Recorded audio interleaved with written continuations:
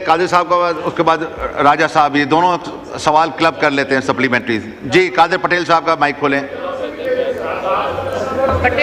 Sir thank you very much. I was sitting at जी एक supplementary पूछे please. Sir मैं एक ही पूछता हूँ, उसके 3 पार्ट है। सप्लीमेंट्री एक है, पार्ट 3 है उसकी। बात ये सर कि मेरा इंतहाई काबिल वजीर से सवाल है कि नेशनल ग्रिड में सूबा सिंध कितनी गैस पहुंचा रहा है और आर्टिकल 158 के तहत क्या सिंध से निकलने वाली गैस का जायज़ हिस्सा उसको मिल रहा है, नंबर 1। नंबर 2, समंदर से इन्होंने गैस निकालने की बात की और कहते हैं 5 किलोमीटर तक कनेक्शन देंगे। अब समुंदर, गहरे समंदर से गैस निकाल के 5 किलोमीटर व्हेल मछलियां तो गैस लेंगी नहीं सर, तो ये कैसे होगा? नंबर 2। नंबर 3 सर, एक बार एक प्रोजेक्ट था, शायद एक्सॉन ने किया था 2018 की हुकूमत में, एक बहुत बड़ा हुआ बना था कि लाखों मुरब्बे गज गैस निकल आई है और उसके बाद इन्होंने कहा कि वो गैस पानी में चली गई, एक बुलबुला तक नहीं निकला सर। तो क्या उसकी कोई इंक्वायरी हुई या नहीं? ये 3 सवाल है सर पे। जी ये क्लब कर लेते हैं, 1 मिनट। राजा अशरफ परवेज साहब,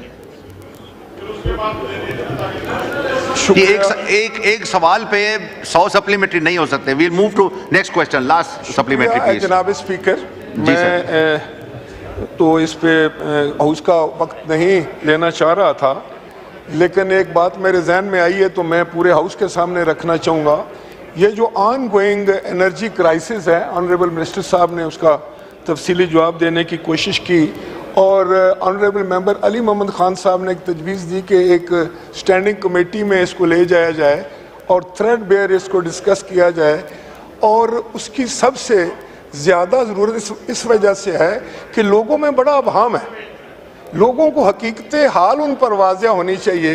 तो मेरी ये गुजारिश होगी और हम चाहेंगे भी, हम एक मोशन भी मूव करना चाह रहे थे कि इस पूरे हाउस की एक कमेटी इसको कन्वर्ट कर दी जाए कमेटी में अंडर सेक्शन 244D और डिटेल में थ्रेडबेयर इस पर जो है वो जो है पूरा हाउस जो है बैठे और ऑनरेबल मिनिस्टर साहब को भी बुलाया जाए, एनर्जी एक्सपर्ट्स को भी बुलाया जाए, इलेक्ट्रिसिटी एक्सपर्ट्स को बुलाया जाए, जो आपके IPPs हैं उनके बारे में जो भी अभाम है, जो भी मालूमात है वो सही और मुकम्मल मालूमात जो है इस हाउस के सामने रखी जाए। इस हाउस के सामने सारी मुकम्मल मालूमात रखने का मकसद ये है कि पाकिस्तान के 25 करोड़ लोगों को सही सूरत हाल वाज़िया की जाए, वरना अभाम की वजह से, शकूक व शुबहात की वजह से मैं समझता हूँ कि ये क्राइसिस बड़ा गंभीर हो रहा है और इसका फौरी हाल यही है कि ये इस हाउस की जिम्मेदारी बनती है कि इस हाउस की फुल हाउस, ये होल हाउस कमेटी बनाकर इस मसले पर कोई पेशरफ्त की जाए। आपका शुक्रिया। शुक्रिया। मिनिस्टर साहब जी ब्रीफ जवाब दीजिए। नेक्स्ट क्वेश्चन पे आनिफ अब्बासी साहब, please be brief, 1 supplementary only. बिस्मिल्लाहिर्रहमानिर्रहीम। जनाब स्पीकर, सारे पार्लियामेंट, जरा स्पीकर साहब मेरी तरफ देखिएगा जी। ये मैं अपने जो फेडरल मिनिस्टर्स हैं सारे, उनमें से 2 को छोड़ के इन 2 से पूछे, इन्होंने बाकियों का ठेका लिया हुआ है। और आज़म नज़ीर तारड़ साहब और मुसद्दक मलिक साहब आके 10-10 वजारतों का जवाब दे रहे हैं। ये कैसे मुमकिन है कि क्वालिटी डिलीवरी आ सके?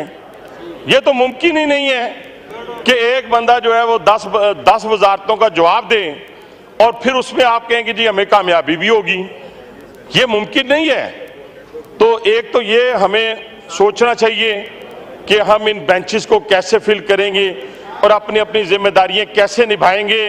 ये बहुत बड़ा मैं समझता हूँ कि हमारे दिलचस्पी का जो इस वक्त मंजर यहाँ ये असम्बली पेश कर रही है, वही बाहर मंजर पेश हो रहा है हमारा।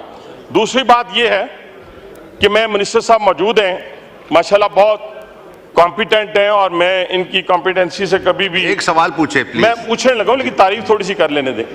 मेरी सिर्फ गुजारिश इनसे ये है, ये IPPs का मसला कितना मुश्किल है जिसने पूरे मुल्क को दिवालिया बना दिया है।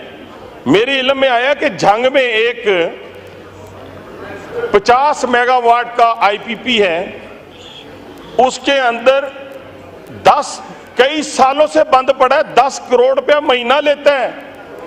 92 से हम रगड़ाई कर कर कर कर कर कर कभी महीने में 10 करोड़ तो छोड़ के 2 करोड़ नहीं देखा। ये कौन कौन से लोग हैं?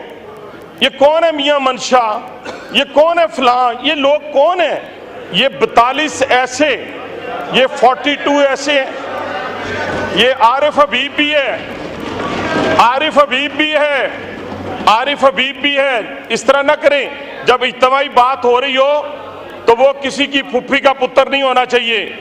इस मुल्क की बात करनी है हमने। इस मुल्क की जब बात करेंगे, 42 IPP बंद पड़े हैं। शुक्रिया, शुक्रिया। हम उन्हें ये कहेंगे, आखिरी बात, हम उन्हें ये कहेंगे कि मुल्क में फाइनेंशियल इमरजेंसी है।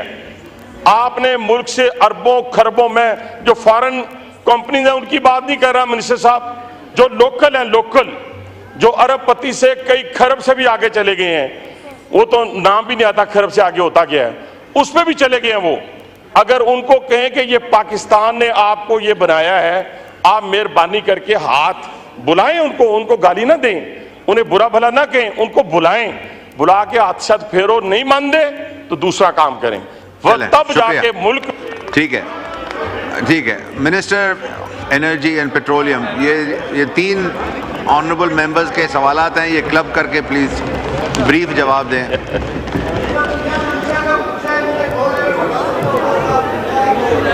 जी मिनिस्टर इजाजत पेट्रोलियम। सर, तो सर मैं इजाजत, order in the house please. Minister साहब को जवाब देने दें। जी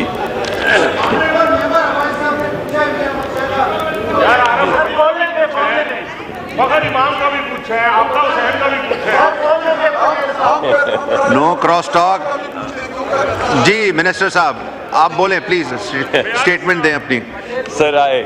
सर मैं बड़े एहतराम से कहूँगा कि जितना मज़ा नेशनल असेंबली में आके सवालों के जवाब देने का आता है, सर सेनेट तो कुछ नहीं।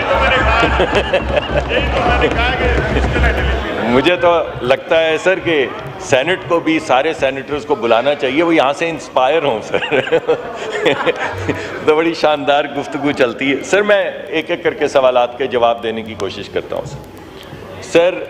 आइन के तहत, आइन के अंदर आर्टिकल 158 भी है सर और 172(3) भी है। ये दोनों आर्टिकल्स इकट्ठे पढ़े जाते हैं और जब आप इन दोनों आर्टिकल्स को इकट्ठा पढ़ते हैं तो सर उसके तहत जो तमाम गैस के ज़खायर निकलते हैं उनके अंदर पहला हक जो है वो सूबों का भी है और वफाकी हुकूमत का भी है।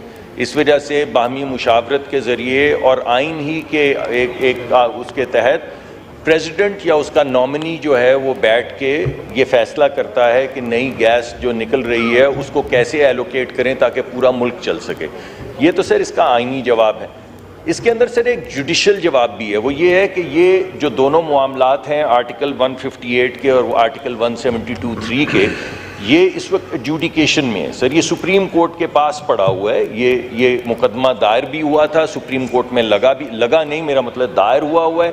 और ये फैसला सर जब हो जाएगा तो इसकी आइन की तशरीह हो जाएगी, क्योंकि आइन में 2 ऐसी चीज़ें हैं जिनके तहत दोनों पार्टी, सूबे को और वफाकी हुकूमत को यकसा इख्तियार दिया गया है कि वो एलोकेशंस करें। उन एलोकेशंस में सर कुछ तारीखी एलोकेशंस हैं जिनको आप ग्रैंड फादर्ड एलोकेशंस कहते हैं, जो पहले से हुई हैं। जब आप सर इन तीनों चीज़ों को मद्देनज़र रखें और इस वक्त जो एलोकेशंस हो रही हैं मैं उनका हाल आपके सामने रख देता हूँ सर। हम कुल मिला के सर 3200 मिलियन यूनिट MMCFD, मैं उसको मिलियन यूनिट कह रहा हूँ सहूलत के लिए, 3200 मिलियन यूनिट गैस पैदा करते हैं सर। 3200 मिलियन यूनिट्स यानी 3200 MMCFD में से 200 MMCFD गैस पैदा करने के अंदर इस्तेमाल हो जाती है कंप्रेसर्स में। तो जो बाकी गैस बचती है वो तकरीबन 3000 MMCFD या 3000 मिलियन यूनिट है। उसमें से तकरीबन सर 1 यानी 1300 यूनिट्स जो हैं या 1200 यूनिट्स, डिपेंड करता है गैस में से किस ज़ख़ीरे से कितनी गैस निकल रही है, 1200 से 1300 यूनिट जो हैं डायरेक्टली वेल हेड में से दे दिए जाते हैं फर्टिलाइज़र कंपनियों को और पावर कंपनीज को सर। तो ये बात याद रहे कि जिस चीज़ को आप गैस कह रहे हैं, जो पाइपलाइन में आती है, वो फर्टिलाइजर्स की गैस निकालने के बाद आती है।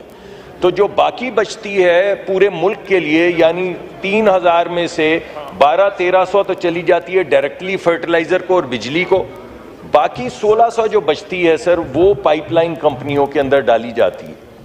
उसके अंदर सर जो इस वक्त अगर आप देखें जो मौजूदा एलोकेशंस हैं, तो सर पंजाब हमेशा से डेफिसिट है, सिंध जो है वो डेफिसिट है, अगरचे सिंध जो है वो तकरीबन 50-60% के करीब गैस पैदा करता है सर स्पेसिफिक।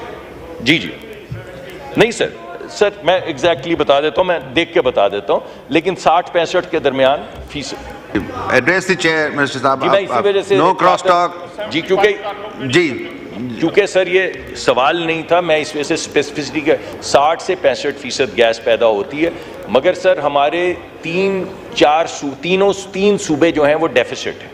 मैंने फिर उसका तरीक़ाकार भी आपको बताया है, एक्सप्लोरेशन का भी तरीक़ाकार बताया है, ऑफशोर का भी बताया है। ये तो पहला सवाल हो गया सर। अब दूसरा सवाल ये है कि सर जो समंदर से गैस निकलती है वो सर वेल मछलियों को नहीं पिलाई जाती, वो सर उसके जो एक कीमत है वो एलोकेट की जाती है डेवलपमेंट के लिए सर। तो उसमें जिस तरह ज़मीन से जो गैस निकलती है वो 5 किलोमीटर में दी जाती है, जो समंदर से गैस निकलती है उसका तरीक़ाकार तयशुदा है कि कितनी डेवलपमेंट में जाएगी, कितनी CSR में जाएगी, कितनी डिप्टी कमिश्नर्स और इलाके के वो जो बड़े बड़े लोग हैं उनकी डेवलपमेंट के लिए उसको एलोकेट किया जाएगा। तो जैसे ही हमारी वहाँ से गैस निकलेगी तो वो इजाफी पैसे जाएंगे। दूसरा सर उसका जो रॉयल्टी रेट है सर वो सारा सूबे को जाता है, तो रॉयल्टी जो वहाँ से पैसे निकलेंगे वो सब उस सूबे को जाएंगे जहाँ से एलोकेशंस हो रही हैं। तो ये सर तरीक़ाकार है, तफसील मैं आपके पास ले आऊँगा, उसमें 19-20 का फ़र्क हो सकता है।